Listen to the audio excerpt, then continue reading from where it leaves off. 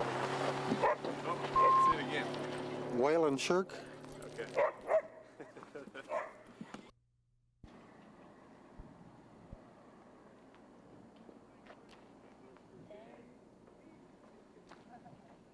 Where do you want me? It's good, right where you are.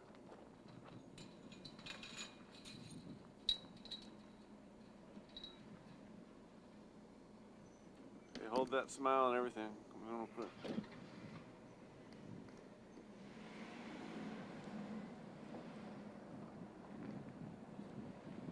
Perfect. Alright, all you guys gotta do is, you're doing it right now. That's all you gotta do. Look at the camera. Hold it for about 5-6 seconds here.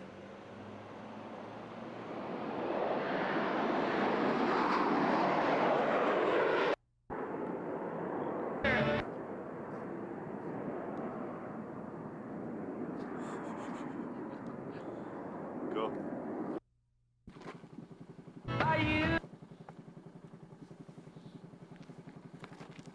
That looks good right there. That's a good pose. Yeah, are we ready? Cool. Yep. Our viewers.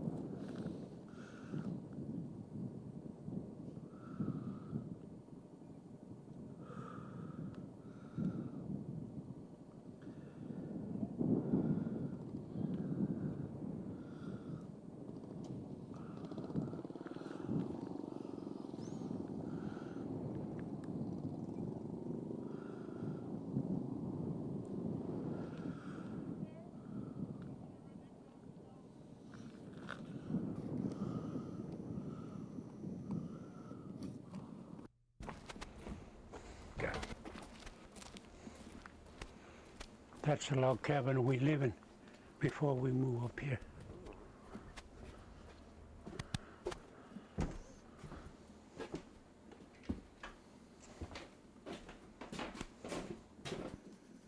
Even in winter time when I'm not trapping, I make sleds. This is a basket sled, and they come in various sizes. This one is kind of a short one. How long have you been making sleds? Ever since my dad gave me 4 dogs and kind of an old beat up sled, and that's why I started. The patches on the sled was but they're heavier than the sled itself. And every time when somebody come in with half decent sled, I'd run over and take a look. That wood is hickory. Hickory wood, huh? Yeah. And here's how I start right here. And you got to pick the right end of the wood to bend it 90 degrees like that. You have to heat it up, or how do you bend it? I put it in a steam pot. There's a steam pot over there by the stove right here.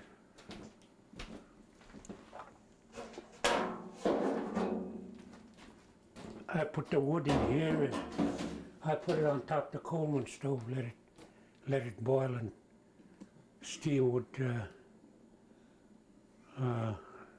go into wood and make it limber. How long does it take you to make a sled? About 3 to 4 weeks. See, when I put grooves like this, when I start cutting it right away, it always be loose. And after you dry it, it's a little closer. It don't wobble like that. You sell your sleds? Yeah. Who buys them? In the different villages, and some go to different cities too. I'm not in the yellow pages. There's just one man working here. So your dad taught you how to do this? No, I learned it from different people. I never go to school for it because I'm not much good in school. I had to quit school when I was about 4th grade and go on a trap line. Money was hard to come by them days.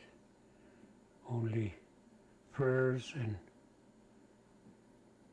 whatnot.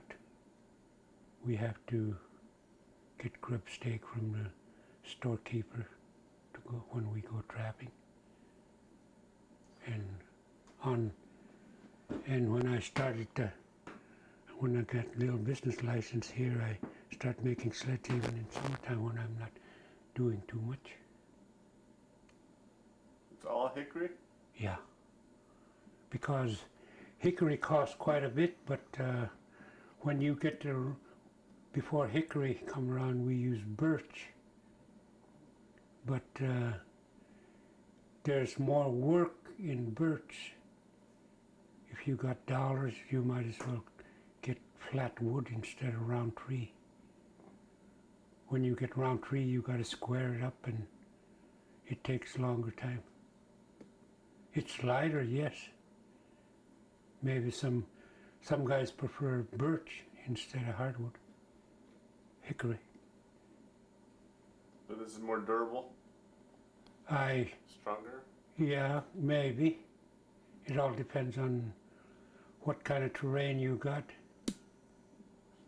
If you buy a sled like this, dogs would go at the fastest, they would go maybe 12, 13 miles an hour.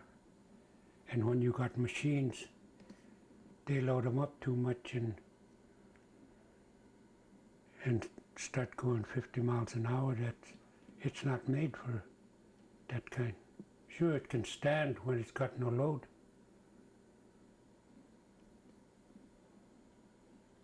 How much will this sell for? This one would sell for $1,800. It's a 9-foot sled.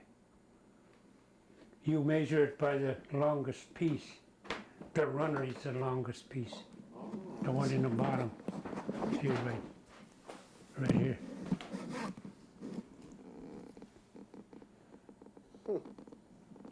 That's where you measure it.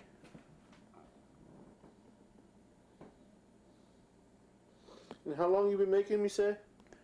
Ever since maybe when I was 17 years old. Not steady.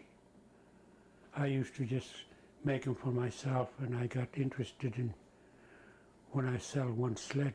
I got more than one time, and then that's when I get interested in selling sled.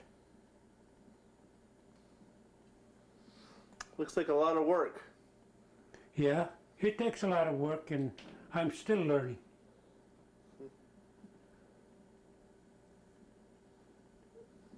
Very nice. When you cut it too short, you got to cut another piece. Or if it don't bend, you just got to look at the plank and cut it for which side of the sled you're going to use it on. How many do you make in a year, do you think? Well, sometime I make 6 of them in a year. It all depends. Like when I'm trapping, I make less because I'm out most of the time. Put a varnish on them? Yes. And I use that tuna leader line to tie them. Here it is right here. It's a nylon rope.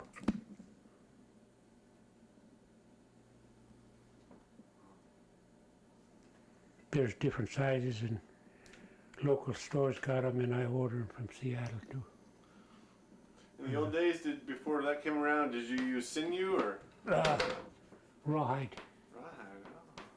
Seal skin, or caribou. Huh. That's great. Us guys up here, that's not close to the coast. When we can't buy it or when we run out, we just use caribou skin. make rawhide out of it. Caribou skin pretty tough. Well, it all depends on when you get the caribou.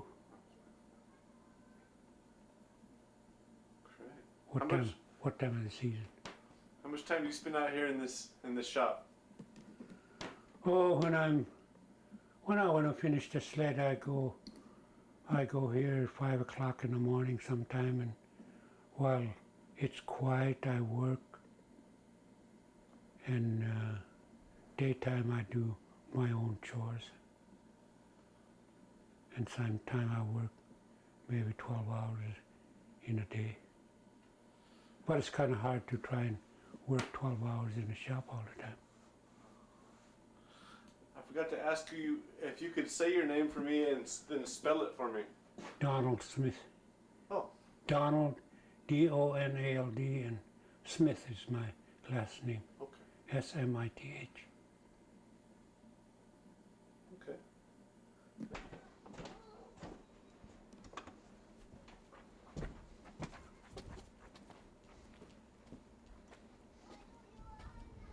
We go up to that fish rack and go see how Dolly do the fish. You're born and raised here, huh? Yeah, I was born and raised in Kiana. I was born 1927 in Norvik. Norvik is 24 miles downstream from Kiana, and it had a little hospital at the time. That's where I was born. And I spend most of my life here in this valley, not in one spot all the time. We follow the game or fish and whatever. How much time do you spend doing that each season? Oh, we don't go to camp we don't stay in camp that long. We just go to camp for berry picking and not for fishing. It's when the fish are here, we whitefish in springtime. We do a little bit of that, about 3 weeks. And salmon, we do them till around August. And fall time, after freeze up, we start fishing again for whitefish when they come down. That's for only survival. We got no more dogs. We don't use as much fish as before, like we have dogs. That's how we used to use lots of fish at the time when we got dogs.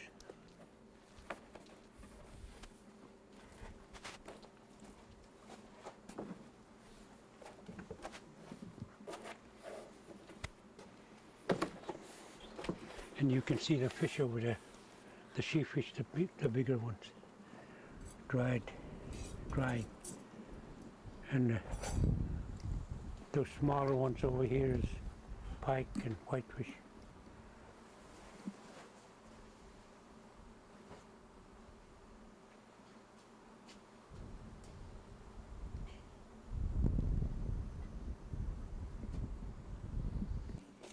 You just got these today, huh? Yeah, See pike and whitefish. One she fish. We've got to scale them first and cut up.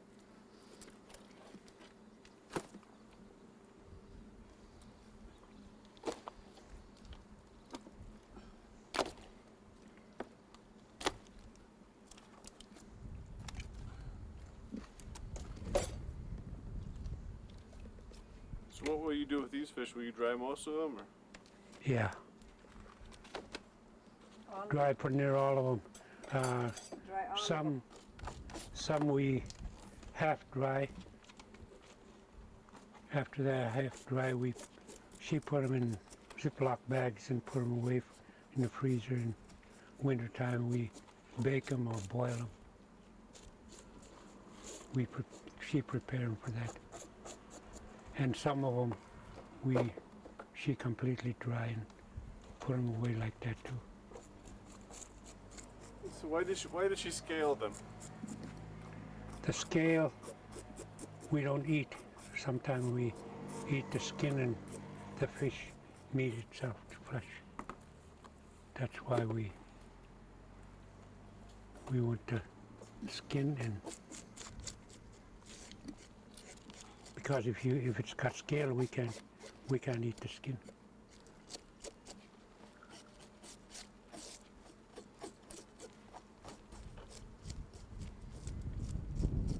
We follow the old tradition because ever since we were kids, we've seen it done like that.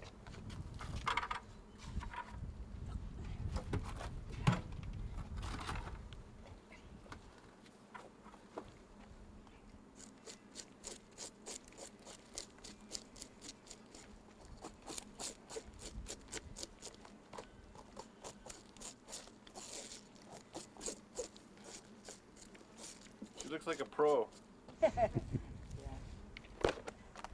She do it every year, whenever she gets a chance. So fish are pretty important to your diet? I wouldn't say it's real important because ever since we were kids, we've been catching them and eating them, and it all depends on where you grow up. You follow your parents' ways of making a living. Like if you were further away from the fish, you can't very well eat fish. That's why I wouldn't say we can't go without it, but we have to have it once in a while, start thinking about it. If we don't have it, if we go to a big city, we just go without it.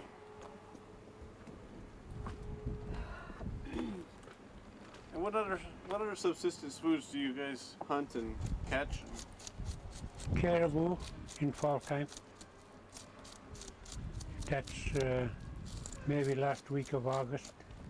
They start crossing the rivers going south. And moose. They catch them once in a while. Not all the time. How about bear? Bear, we go hunt them too sometime. Not all the time. They're going to change. So I'm what's glad the- you get a chance to come around here and see how we make a living. Yeah, my first time this far up the Kobuk. Oh, it's the first time to Kiana? Yeah.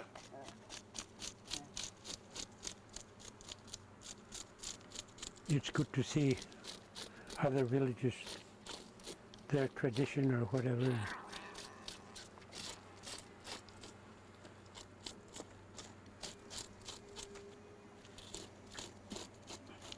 For the slim fish? Has Kiana changed since you were a kid? Yes, How so? I've seen dog teams bringing mail every month, and sometimes they'd be 2 days late, but people always seem to greet them even though they're 2 days late. And now, when the plane is 10 minutes late, we couldn't figure out why he's late, 10 minutes late. Everybody's in a hurry today. You know, when I go hunt in this valley, when one of us or whoever go hunt, you go up the river, the whole valley is to yourself. No game wardens, no park service. When you make noise, you're the only one making noise. And now you try to go hunt and the boats always go back and forth. There's lots of more people, I guess, and more machinery. And where we live right now, it was a berry patch, blueberry patch around here, close to our house up there. It's altogether different. Everybody was living close to the river because the river was more or less of a road for the people winter and summer. Dog teams in winter time and summertime they used boats. That's why everybody was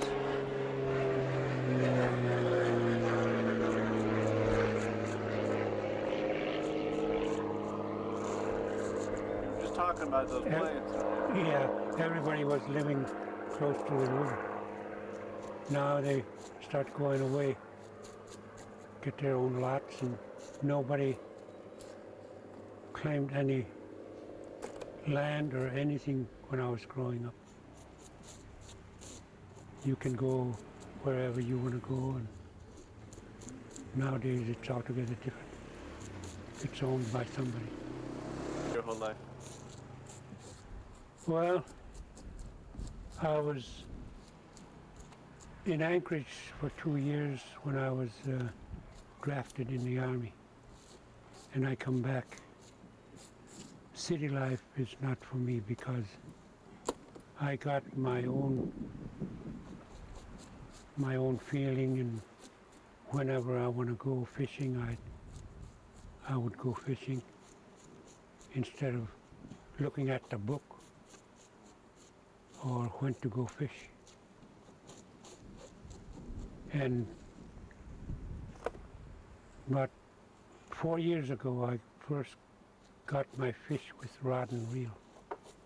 It was always for family survival with nets. That's why I want to stay here. How big was Kiana when you were growing up? There was less than 100. Yeah. There was 2 villages, one white man village and with school, and one Eskimo village. They were a few blocks apart, about 3 blocks apart. And maybe the gold seekers was, when they come around here, Eskimo was here, and maybe they didn't want to interfere with the people that's living here. Maybe. That's just my guess. And they get together. How would you describe Kiana today? Oh, it's a modernized village now. You got TV, you got telephones, you got running water and sewer, and airplanes come. I don't know how many airlines come twice a day. And you can talk to the lower 48, and when you make a phone call, you can talk to them. People in Florida or someplace, if you know who to talk to. Years ago, it wasn't like that. Years ago, when you want to go to lower 48, you have to go to Kotzebue and wait for the ship to come to Kotzebue.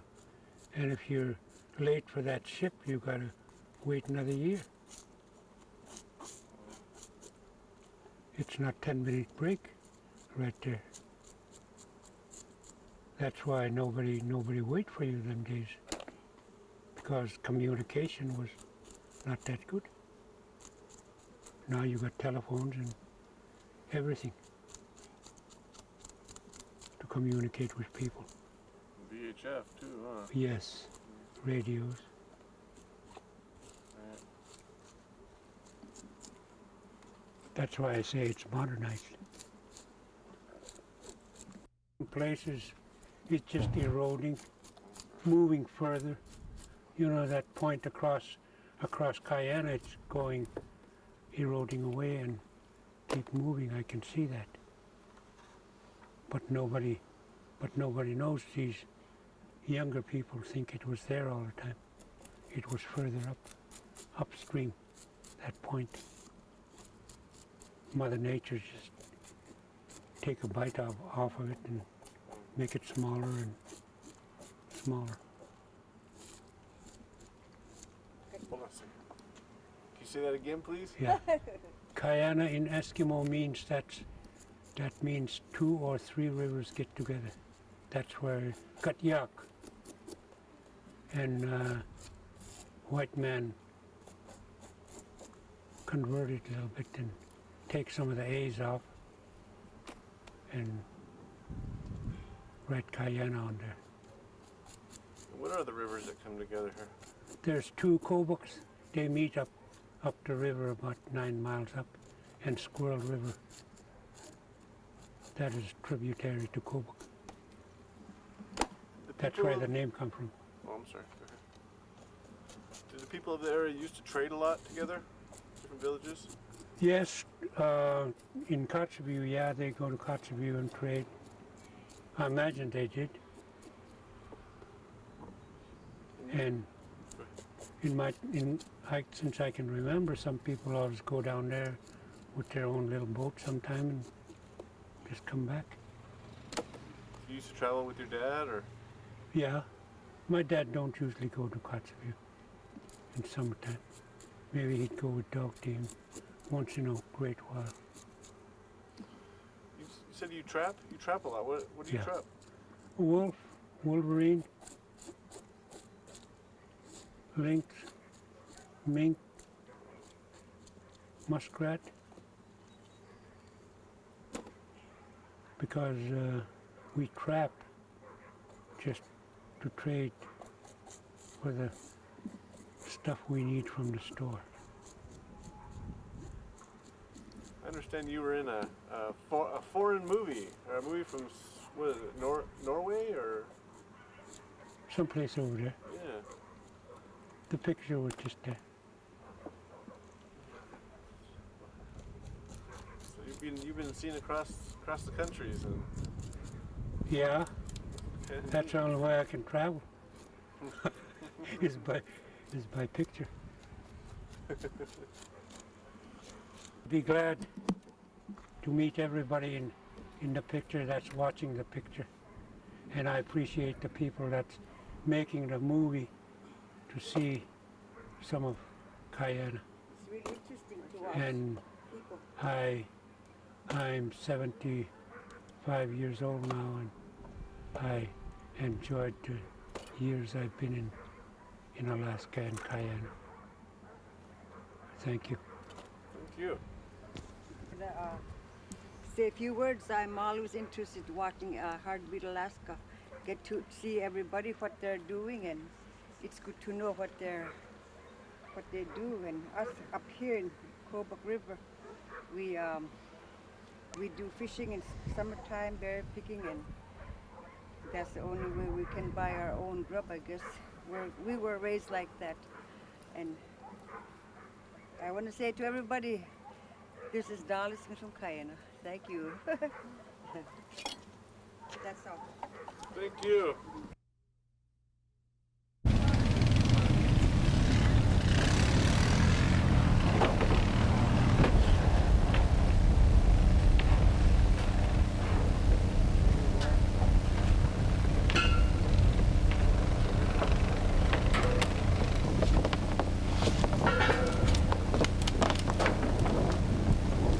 Look at all those people back there sitting on the bus.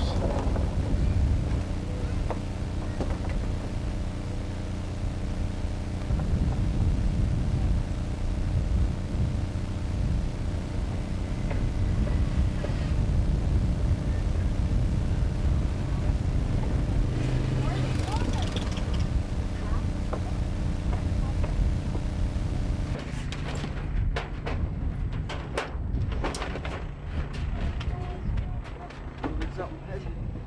One of those real heavy roads.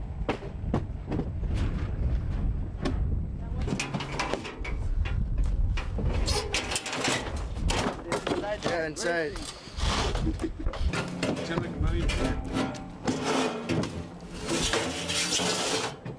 One of those hard-working wolves. Hey, yo, yo, yo, yo!